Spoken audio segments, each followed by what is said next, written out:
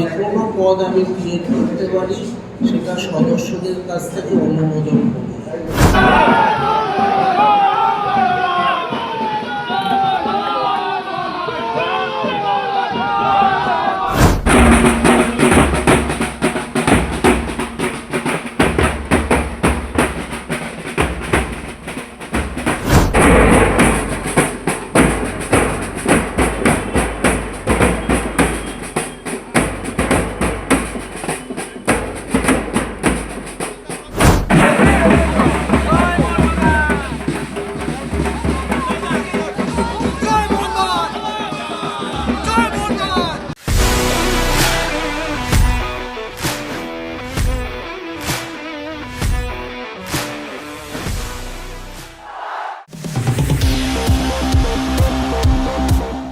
মোহনবাগান ক্লাবের নতুন সভাপতি হলেন পূর্ব নির্ধারিত কথা অনুযায়ী দেবাশিস দত্ত এবং 5 জন সহসভাপতি নিযুক্ত হয়েছেন সৌমিক বসু, মানস ভট্টাচার্য, কুণাল ঘোষ, উত্তম সাহা এবং দেবাশিস মিত্র।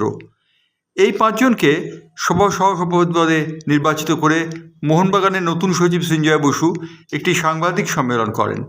সেই সাংবাদিক সম্মেলনে তিনি জানান যে কোঅপ মেম্বার হিসেবে তারা কয়েকজনকে অন্তর্ভুক্ত করেছেন। তার মধ্যে রয়েছেন সঞ্জয় ঘোষ, দেবাশিস রায় এবং অরিজিৎ ব্যানার্জি। এছাড়াও 5 জন ইনভাইটি সদস্যকে তারা কার্যনির্বাহী কমিটিতে রেখেছেন। সেই 5 জন ইনভাইটি সদস্যের মধ্যে রয়েছেন সম্রাট চক্রবর্তী, দীপিকা দাস, দেবাশিস চ্যাটার্জি এবং তন্ময় চ্যাটার্জি।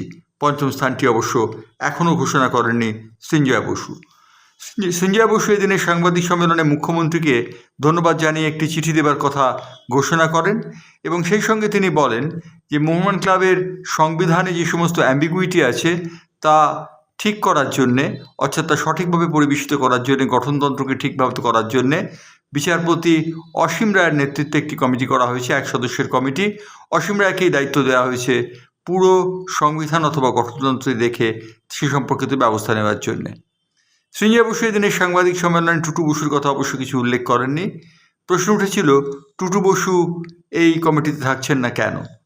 তার উত্তরে তিনি বলেন যে মোহনবাগান ক্লাবে এমন কিছু কাজ আছে যেগুলি কোনো পদে না থেকেও করা যায়, টুটু বসুকে তারা আগামী দিনে পাবেন বলে তিনি আশা করেন।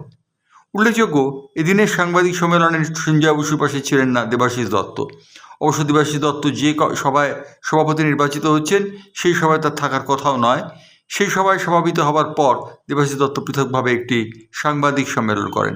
সভাপতি সচিব পৃথকভাবে সাংবাদিক সম্মেলন করায় কিছু প্রশ্ন যে উঠে গেল না তা বলে দেবার অপেক্ষা রাখেন।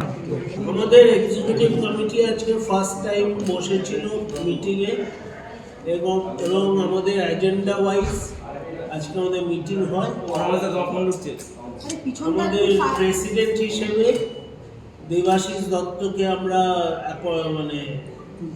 নমিনেট করেছি এবং অ্যাকসেপ্টেড হয়েছে। আমাদের ভাইস প্রেসিডেন্ট হচ্ছে সৌমিক বোস, মানস ভট্টাচার্য, উত্তম কুমার সাহা, কুণাল কুমার ঘোষ, দেবাশিস মিত্র।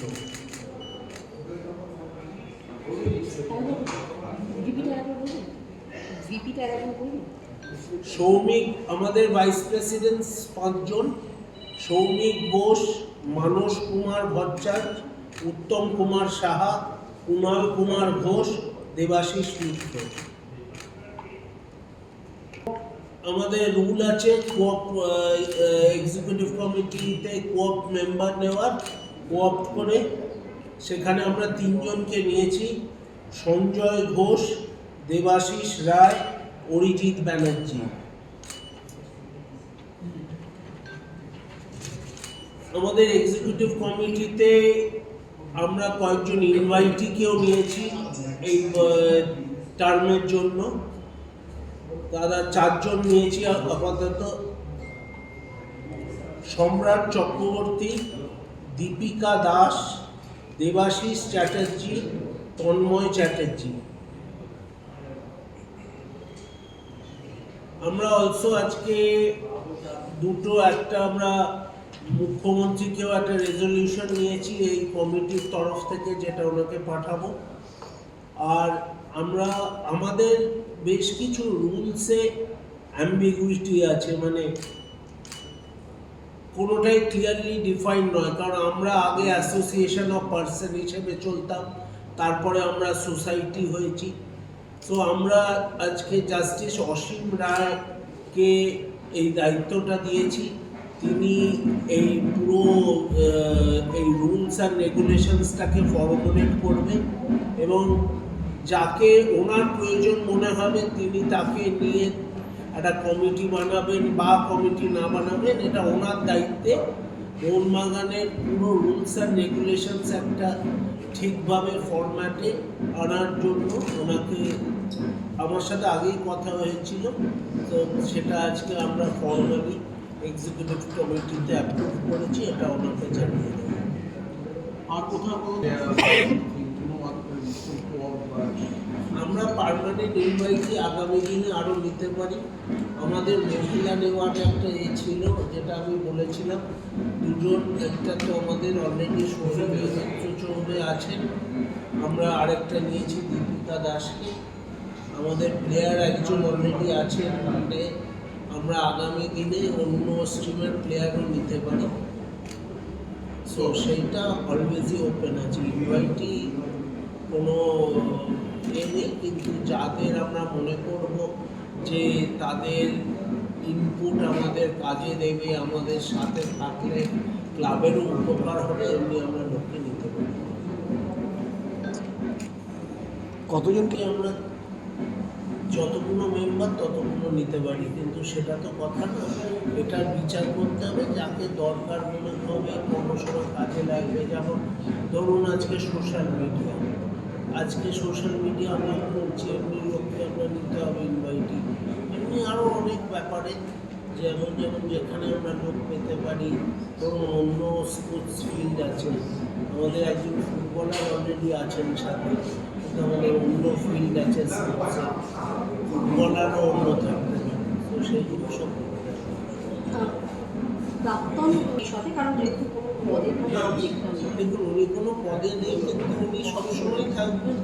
এবং নেক্সট আমরা যখন পুরো এক্সিকিউটিভ কমিটি, ভাইস প্রেসিডেন্ট আছে, সবাইকে নিয়ে বলব, তারাও আগামী দিনে আমরা সেটা ঠিক করবো কীভাবে। নতুন কোনো পদ কি ক্রিয়েট করা যেতে পারে অ্যাকর্ডিং টু কনস্টিটিউশন? কনস্টিটিউশনে আমি যদি আজকে যে কোনো পদ আমি ক্রিয়েট করতে পারি, সেটা সদস্যদের কাছ থেকে অনুমোদন করি। আমার জেনারেল মিটিং থেকে আমি যে কোনো পদ করতে পারি, কিন্তু সেইটা যাতে ক্লাবের দরকার অনুযায়ী সেই পদটা হয়। শুধু একটা পদ ক্রিয়েট করার জন্য শুধু সেটা আগামী দিনে আমরা ডিসাইড করি। আর একটা প্রশ্ন হচ্ছে যে যেহেতু সেটা নিয়ে কি কোনো ভাবনা চিন্তা হচ্ছে, সেটা আমরা পরবর্তীকালে অলরেডি আমাদের দুজন আছে, মানে ওটা কোনো এক্ষুনি তারা নেই যে আজকের বদলে কালকে চেঞ্জ করতে হবে। তো সেইগুলো সব যেমন নর্মালি হতে থাকে।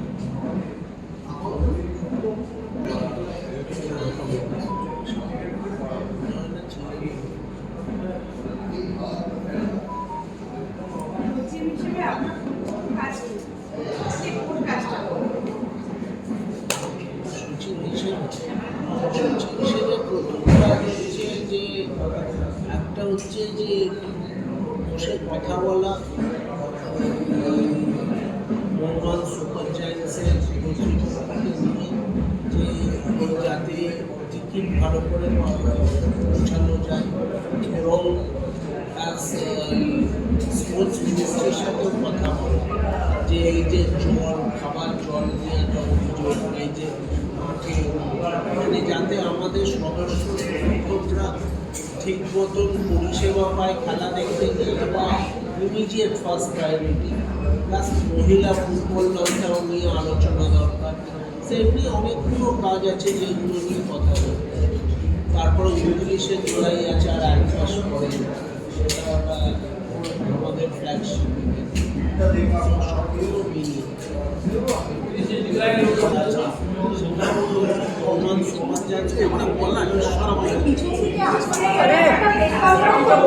মোহনবাগান সুপার জায়ান্টস কর্তৃপক্ষের সাথে সেটা নিয়েও কথা বলা দরকার।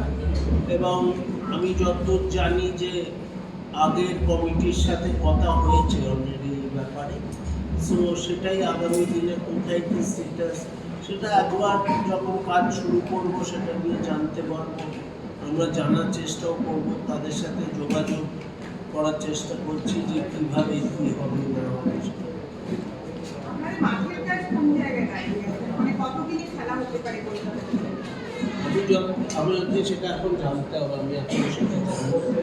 কিন্তু আমি যতদূর শুনেছি যে মাঠের কাজ আমাদের খেলার আগে রেডি হয়েছে। তো সেটা সেদিনও যেটা বলেছি যে এটা অলরেডি আগে কথা হয়েছে কিছুটা, সেটা খোঁজ নিয়ে আগামী দিনে কথাটা বলা হবে। 29শে জুলাই অনুষ্ঠানটা সবসময় দেখা যায় যে 29শে জুলাই অনুষ্ঠানটা আসে।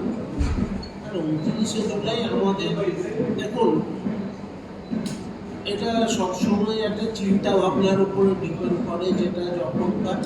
তো আমি চাইবো যাতে 29শে জুলাই ইনভলভমেন্ট আরও বেশি হয়। তো এখনও আমরা ঠিক করিনি, সবাই মিলে কথা বলবো। তো ডিফারেন্ট দেখুন, দুটো রকমের থট আসে।